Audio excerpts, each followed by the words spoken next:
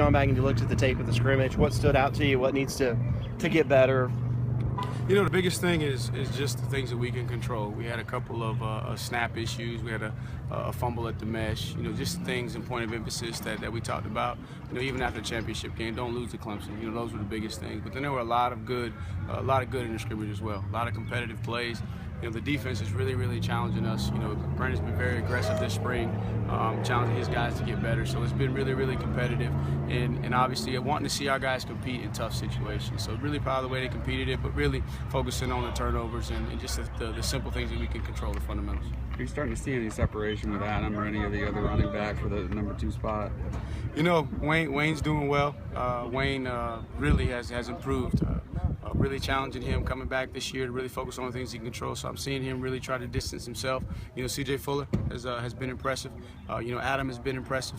You're seeing his confidence grow daily. You know, Tyshawn, the first couple of practices were very impressive as well. And then, you know, had a little bit of a tweak to his Achilles. Probably scared him more than anything. So just really trying to get him back up, get him back going. But he showed some flashes today. So all those guys are competing, not ready to really say, you know, who's that number 2 guy. Still got to keep him hungry. You know, still got to keep pushing Wayne as well. I keep hearing that Adam physically, and he talked about it the other day, that he feels like he's getting it back. What about mentally? Do you think he's getting there where he needs to be? Oh yeah, definitely. You know, the biggest area for improvement for him is knowledge and pass protection, and then just confidence to be able to, what I call, sit in there and stick his face in the fan. And you're seeing him improve daily with that. And then another thing too is, you know, he's a big guy, a strong guy, but he's not a natural violent runner. But so really challenging him to develop that confidence to really accelerate as opposed to just using his girth to fall forward. And you're starting to just see him put it all together. He's a lot more confident.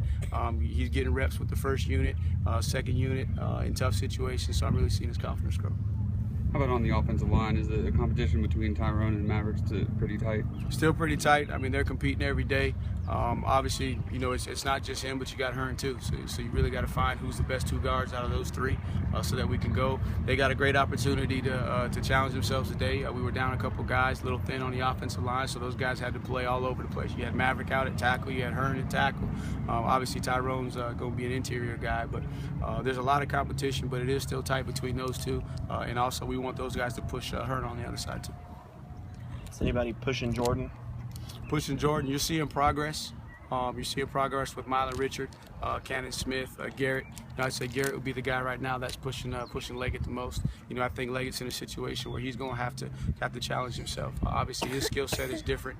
Each of those guys brings something different to the table, but he's got the ability to have the complete package, closer to that Dwayne Allen, prototypical guy for this system. So Garrett would be the guy pushing the most, but seeing progress that you like to see out of Mylan and also Cannon. Coach Sweeney told us yesterday he's also been really pleasantly surprised with Greenlee. Has he stood out to you? You know, well? Greenlee, there's no question from a physical standpoint, just getting him to having the discipline to go out and execute consistently on a consistent basis. So that's his biggest area of improvement, and you're seeing that. And again, you know, he's getting thrown into situations and challenging him. We like him in some of our short yardage stuff because he's not afraid to put his face in there, but just building him to be able to function in all situations.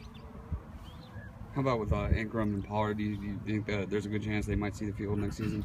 You know, it's still early, too early to tell, but very, very pleased with where those guys are. You know, obviously Pollard was down a little bit today, but we're very, very pleased with Ingram.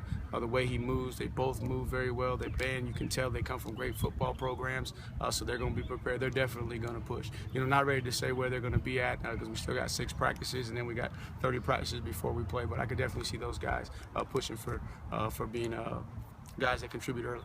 What are you seeing out of those backup wide receivers like Shadell, Travion, Ray? You know, Ray is just the flashes that everybody sees. You know, you see those flashes, but just getting him to be consistent and compete at a high level every single play. You know, and really go push Artavis and understand that Artavis' job is not set in stone, that you have an opportunity to go push him. Obviously, that's a position where you need 2 guys, but both of you guys should be pushing to be the first one to run out there. He's got that capability, so just maturing him and pushing him to do that. You know, Shadell's been hampered a little bit with his foot, so he really hadn't been able to turn himself loose. And, you know, Travion, with Mike's situation, not being able to go in live situations, he's getting a lot of work. And, you know, he's showing a lot of good, still showing some immature moments, but we're really pleased with overall his progress. With what Wayne did last year, are you seeing some effects of that pushing this group of guys this year? You know, I think so. You know, and Wayne really embraces his role as a leader. And then also those guys got to push him not to be complacent, so they feed off of each other. But there's an expectation in that room that we try to hold ourselves to. We're not perfect people, but we want to, we want best to be the standard in everything that we do. And so they're all competing off the field. Even C.J. Fuller, has really turned it up in the classroom, which is, been my biggest area with him, to try and be the best, because he's very capable. And so you're starting to see what Wayne's doing, the way that he's carrying himself. You're starting to see it resonate with the rest of the guys in the room. And Zach Brooks was really critical, to that culture while he was here, because even though he might not have been the star on the field, he was the guy that set the tempo with the way that we live our lives in that room. And so now Wayne is kind of taking over that guy. He's the elder statesman. He's the one that everybody looks to, and he's pushing everybody. Wayne was bragging on Tyshawn today, saying that he's really kind of taking it up a notch. Right. And like I said, those first couple days prior to the little twinge of the Achilles, and it was nothing major. I think it was just more mental. Obviously, I'd be scared to death too. Coming off of 2 serious injuries like that, and then all of a sudden I feel a little something in that same foot, and I think it just scared him more than anything. So, and I'm going to be smart with him as well, and make sure that I don't push him too hard until I know exactly the severity of it. And we got him through, got him the spring break, and he came back the last couple of days, and he seems like he's been on a mission. What is the status of Mike Williams? Mike Williams is he's practicing every day except for in live contact. We're making sure that we don't get him hit when he is practicing, so we get him in. We have him in a green jersey. Everybody knows not to have contact, but he's full speed. He's competing, and once we go live, then obviously we take him out, because it's going to be very difficult not to tackle him. When do you expect him to go live? I would anticipate by the time we get back for fall camp, we'll be ready to turn him loose, I would think. Is Kelly the solid number two guy right now?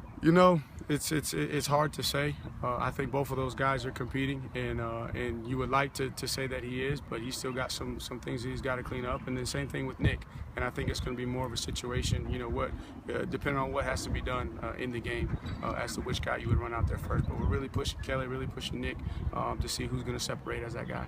What does Tucker have to do to get into that race? I think Tucker just has to be consistent, continue to grasp the playbook, and when he gets his opportunities, take advantage of them, and just prove that he can command the entire system, both running and passing, and just show that he has that consistency. And that's where both Kelly and Nick got to improve, because that's what Deshaun, obviously everybody knows about Deshaun's talent, but what separates Deshaun from the rest of them is his understanding, his knowledge, ability to handle the system, and his consistency in decision making.